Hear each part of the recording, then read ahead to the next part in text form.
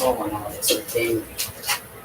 Blessed be I, O my soul, and all that is within me. Blessed be I, O my soul, and all that is within me.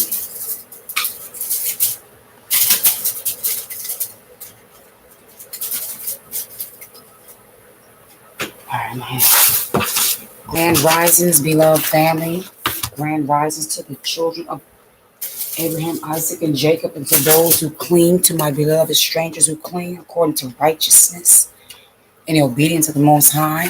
Remind you all, I said you can go down to Walmart and get this here, about $3. It is charcoal incense sticks, frankincense. Okay.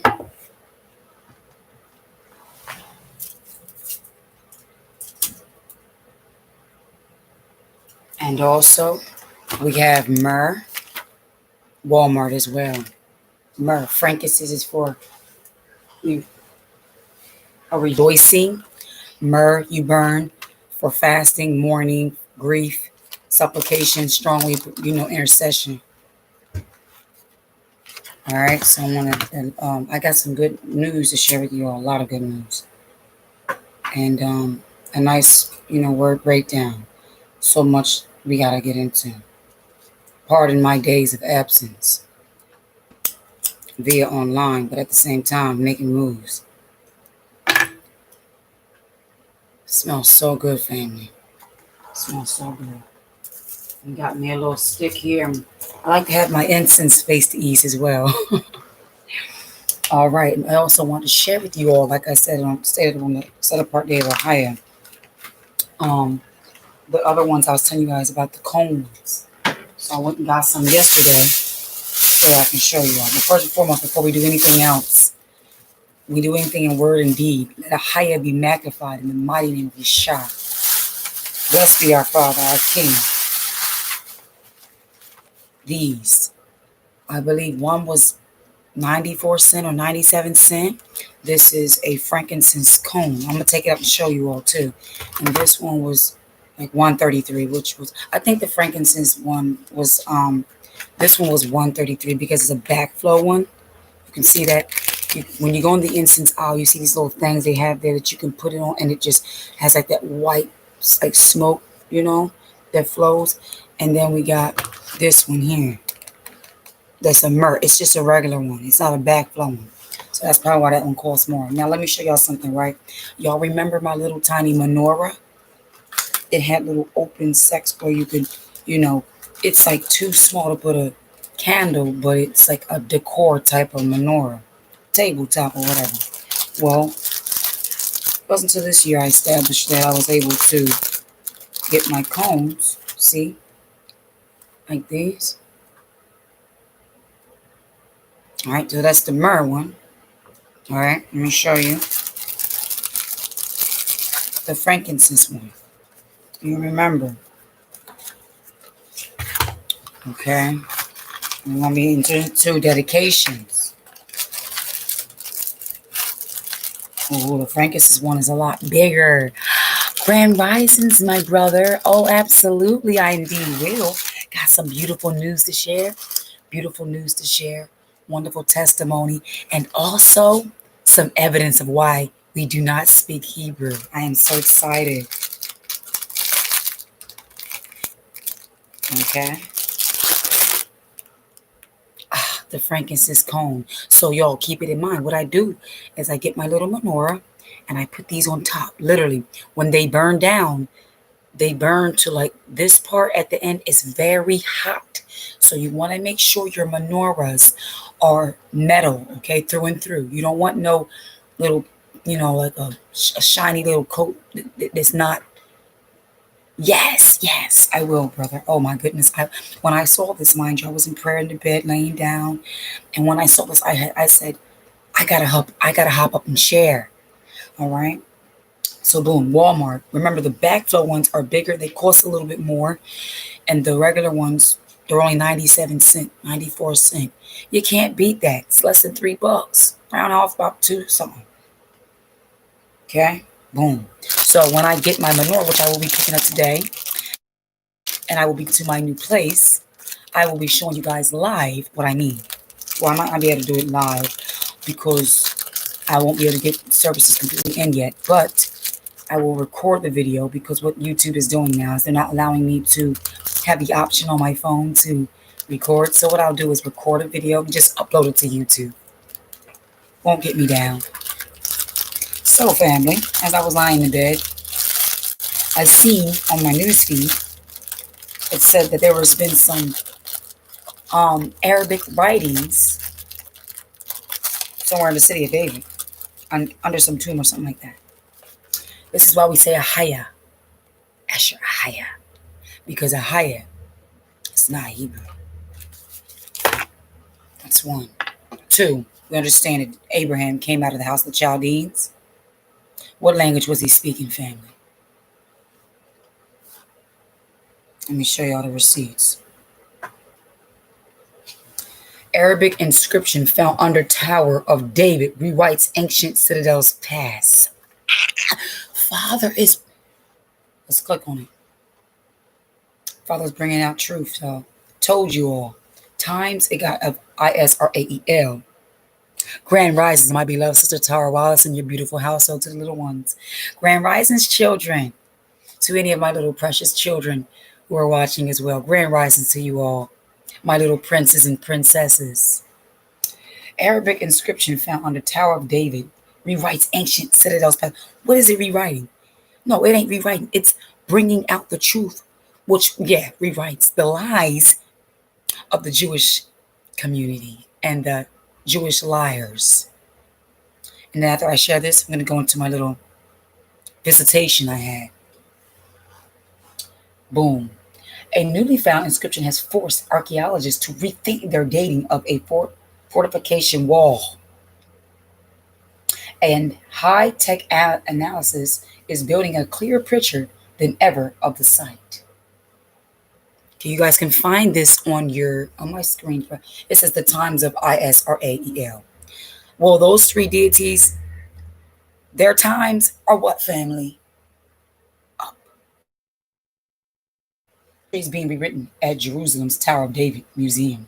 The recent discovery of an inscription dated to the 13th century CE has wound the clock forward for the construction of at least one portion of the old city citadel's outer walls. First of all, he said that not one stone upon another shall be here. That's what our king prophesied. What he was saying was, when the destruction of our people, when the besieging of our people come, they're going to also destroy the city and the temple. They always done that. But when Yeshua was dying, well, not dying, when Yeshua was going to be given into the hands of sinners to become our sacrifice, to fulfill our salvation insurance, he told them that you destroy this temple and I will rebuild in 3 days. When he was saying that, not only was he letting them understand, he was telling them that he is the temple, and that's nothing but a building made with man's hands. But it was also something that we as followers of Yeshua should understand, that we are the temples as well. So this keeps us in mind that when people are talking about the city and talking about over there in the East concerning things as historically as to be respected and referenced, it lets us know what they've missed all along. You see, those buildings, those things that are just a small piece of a puzzle to who the people are, the temples, and what the importance of the real clock is. We are Jerusalem. We are Mount Zion. We are his inheritance. We are his temples. He dwells in us. He does not dwell in places built with man's hands. That goes for churches. That goes for anything that they may use as art tech things, ancient things that need to be referenced. Because our ancestors did that as disciples. They said, come and look at the temple. And he wasn't a bit pressed. But what he's looking for is true worshipers that seek him through what? Spirit and in truth. So let's carry on. Standing in the shadow of the looming Crusader fortress near the Jaffa Gate on a sunny November day, excavation director Amit Rahim described to the Times of Israel the once in a lifetime opportunity to delve into the mysteries buried in and under fortress. As part of the massive physical reboot, the entrance of a museum is moving from its traditional spot to a new location outside the citadel that is close to the old city walls. Raheem, the so-and-so antiquities authorities, Jerusalem district head, watch as workers. Let me tell y'all something what Mossad's getting ready to do. What he's doing. He is confounding the wise ones out of Edom. And not only that, he is confounding the liars. When he keeps uncovering things, it's going to force them to come and bow down at those who are feet. Family, are you ready for the miracles of the Most High? Are you ready for the ridiculous blessings? Are you ready, family? Raheem, the so-and-so, okay, I read that, district head, watched as workers took high-tech laser measurements to remove an Ottoman-era cannon platform that was constructed on top of a Field Crusader air moat. It is like a spaceship, he joked. To remove. That's what's on there. This unusual nexus of when history meets futuristic gadgets is exactly what had brought us there that day. When the fortress's iconic round tower jolting into the sky behind us, Reem recounted a thrilling discovery of a dated inscription located in secondary use, meaning it had been recycled from some earlier use, in the foundations of an outer western wall. The inscription has yet to be significantly published, and the times of... Yes, when you find something, that's one thing, but why haven't you published it? Or why haven't you announced? Let me tell you something. Want to know why? Because these Hebrew-speaking stuff gets found, and everybody in the news is like, what is it saying? Then the Arabians, or what, not Arabian, but then the children of like Elam and Ishmael, whatever like that, who can read this, they're going to basically read what these fake people can't read, and they're gonna be made like the liars. It's gonna look like, can you just imagine? There's been the fight between the Palestine and the Amalekites, aka the Jewish fake people, okay, and their surrounding dwellers. This war is really going to give like the Palestinian people, I guess, the ante too, because they know who we are. They know who they are. And they're just like, we need more evidence. We need more evidence. Not only that, but Jacob, who is rising up. The Most High is uncovering things. Now, after I get done this, oh, we got a video, or no? Let me finish reading. And then I'm going to tell you about my encounter. The inscription has yet to be scientifically published, and the times of that three deity in one was not permitted to publish a photo. Was not permitted. Think about it. When it comes to things proving them, they have no problem doing a little stupid little dance and showing. But when it comes to something that they're unknown, when it's unknown unto them, out of their control, out of their manipulation handles, they don't want to publish. They want to keep it secret. We all thought that this was from the time of the Crusaders.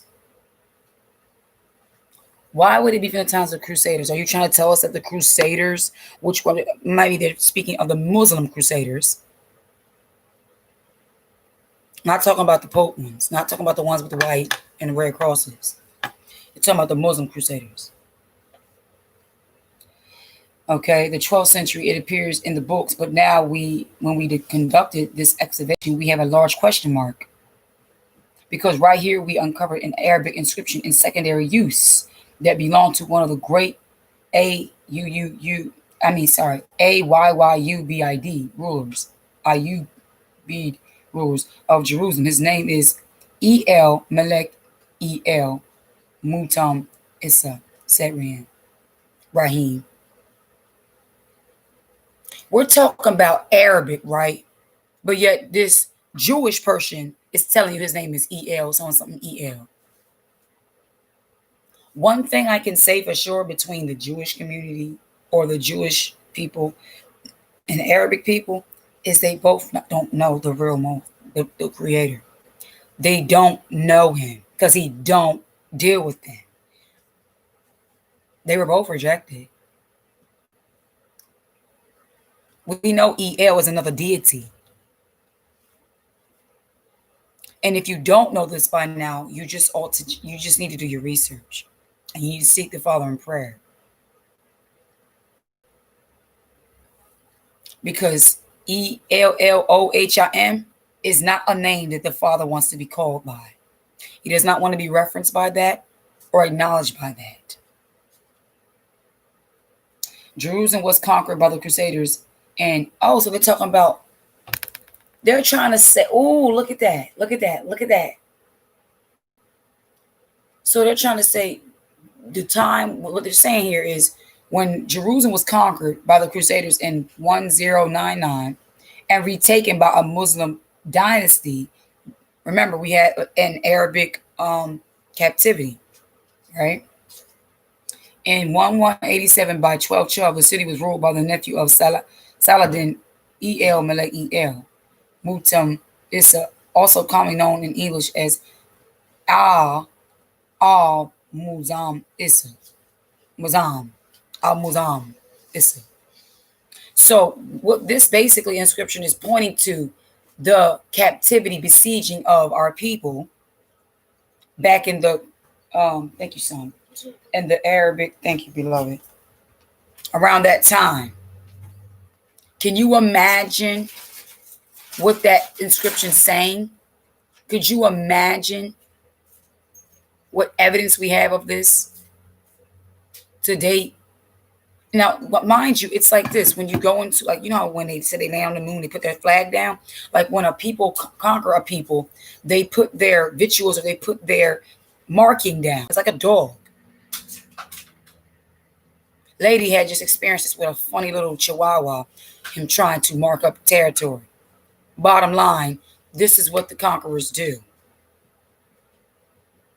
What people have commonly been on the bottom? What people have commonly been conquered? Our people. Anytime it comes to our history, they have to not publish it so they can find a way they can manipulate and, you know, all that kind of stuff. Never cease to amaze me. And funny thing was, I was reading again in Esther this rising, book of Esther, things like that. And the Most High told me to look up Agites, who the Agites were. It was just a word termed for the Amalekites.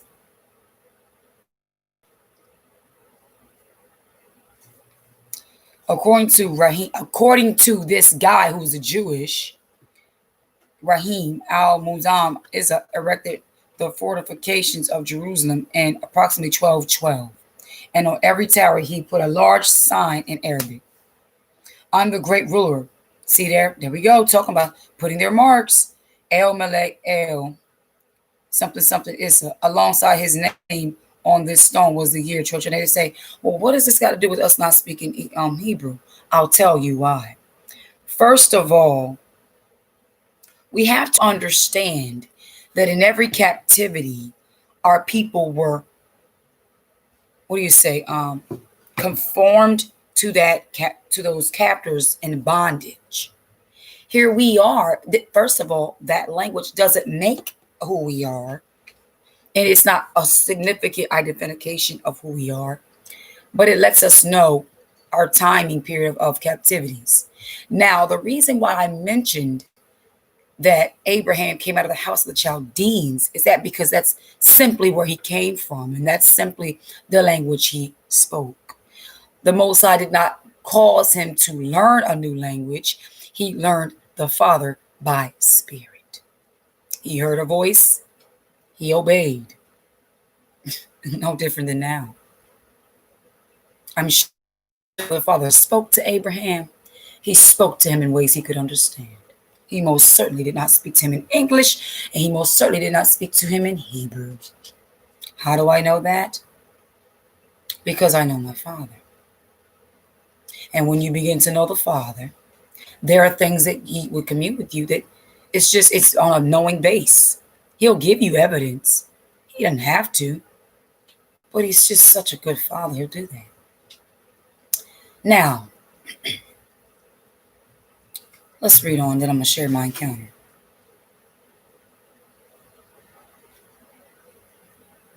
Rarely do archaeologists hit the jackpot of a securely dated inscription. This one, explained Rahim, also sheds light on the mindset of the Muslim ruler as he faced down and crouching Crusader forces who moved toward the city in 1217.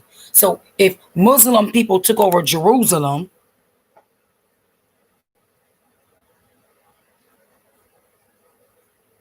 what they tell you?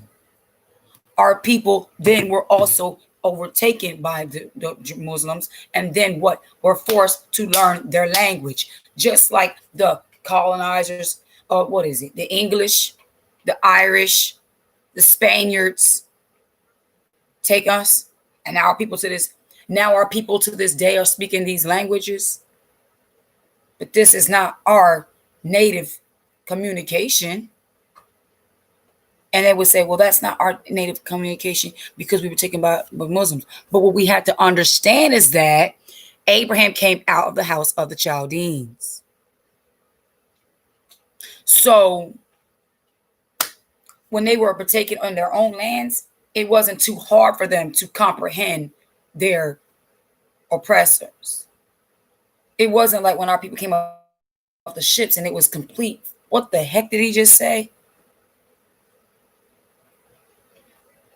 So they had to pamper up some translators to help our people understand them, and them and help the oppressor understand us. With a few happy meals.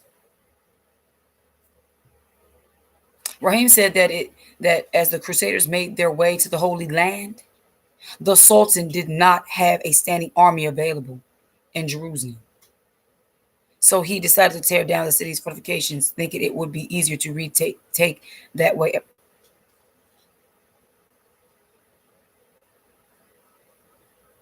Let me read that again. Catch this. Rahim said that as the Crusaders made their way to the Holy Land, the Sultan did not have a standing army available in Jerusalem.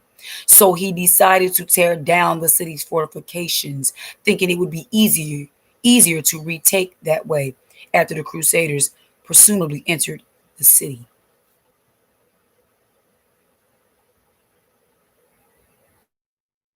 So their reason for saying they tore it down was for easy to besiege.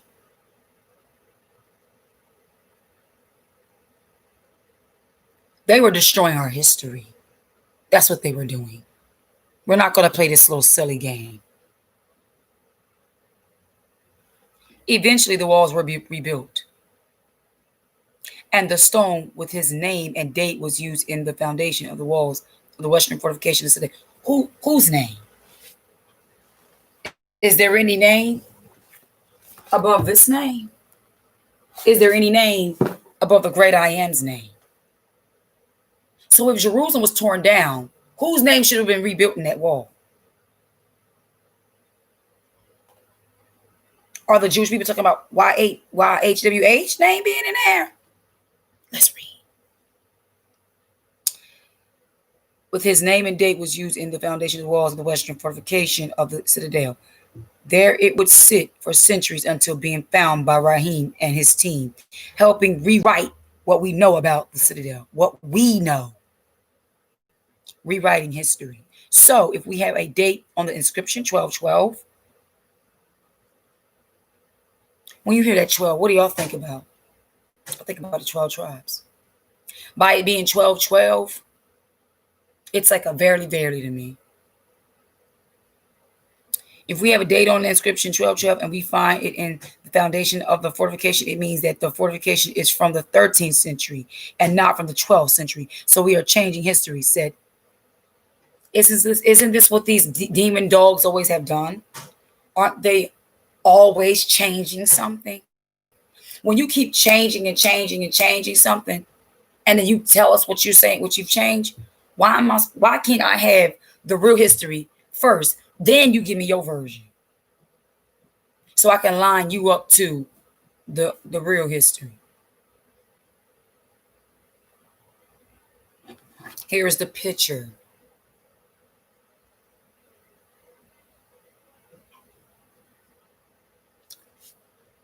A sunken visitor center will stand in place of these excavations at the foot of Jerusalem's Tower of David, of the Tower of David Museum, November. First of all, this is what the Jewish people do. They literally worship this so-called David. When I say so-called, I'm talking about it ain't our sovereign David, because first of all, our David, he point all and gave all esteem unto the Most High.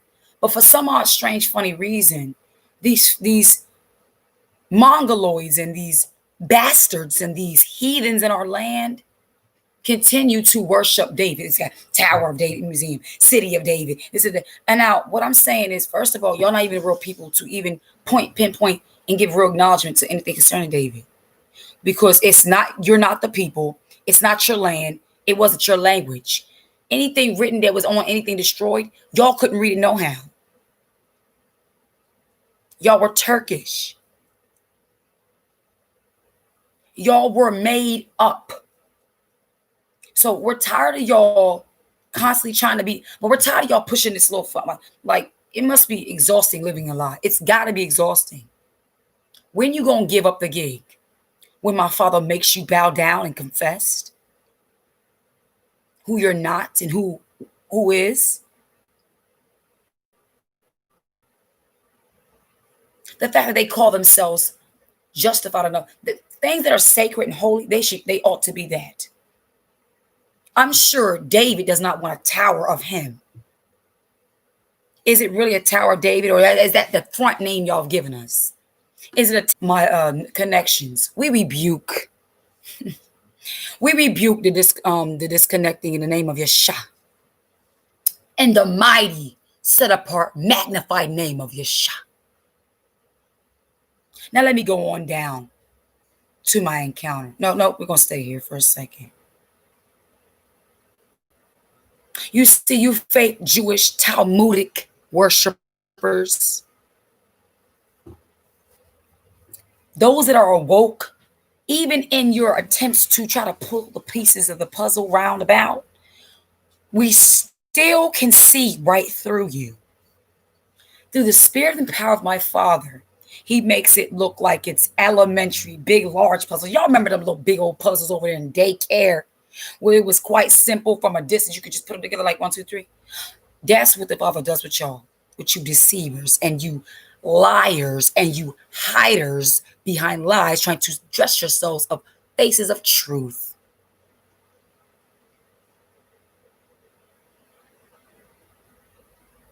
So this Tower of so-called David, let me guess, is this a place where he hid? David hid in caves and dens that the Most High had already in his creation. Nice try. And David was a man after our Father's heart. He was a true worshiper and a merciful king. Though he slayed many, the face of mercy showed us our Father. We actually, that's why it says in the word, he will raise up David for us. When he says David, he was talking about the order of the kingdom. That's why he said, after your own house, I will bring forth my son. Because David was no joke. Don't get it twisted. But he was merciful. So he wasn't like leaders today who allowed their conquering to make them be proud and boastful and pompous and haughty. That wasn't David's disposition. So the people who are worshiping him, you look like a funny joke to us. You are idolaters. You are false. You are phony. You are fake. You are simulated. You are trying to be like transformers of darkness, trying to be light. You are darkness trying to transform as light. Now let me go into my encounter. The day that my father had blessed me, which was actually the 22nd of this month, the Father had allowed me to surpass two others in receiving a beautiful home. When I just thought I was just going to be viewing, it was the day that the man made a decision. It was a home that also I seen a glimpse in my vision. Remember, I told you a brick. I already discerned through the name, this man's name. I don't say brother, but this man's name. You could be a brother unto me according to your works. I don't just base upon your nationality. Let me make that clear. His name is Khalid. I was like, yes. I don't gotta deal with no more Edomites. He doesn't take Christmas. He doesn't keep holidays either. Now, his worship and his way of life, that's not my business. However, when I went to the location, this man lit up. This man was beating himself up, overworking himself for my place, because I could tell when he had others walk through, aka Edom, they could not see the potential of what that place could be. And let me tell you something, there was nothing wrong with the place. It was just when the people moved out, they just showed a lack of, I'm going to clean. It was their Edomite pride of whatever. And that man, when he knew that I was on my way to see, or just proposing to want the place, he was working over. And I said to this man, it was let down. There were some people supposed to come and do this for him and do that for him and paint and all this and the third. And they bailed on him. And I had a dream that there was a place I was looking at.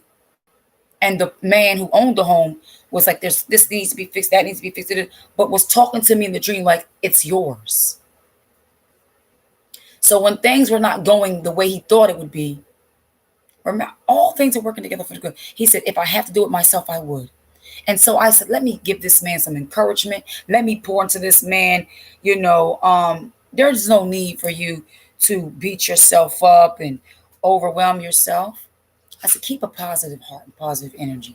Things will work out. When I got there, house was beautiful.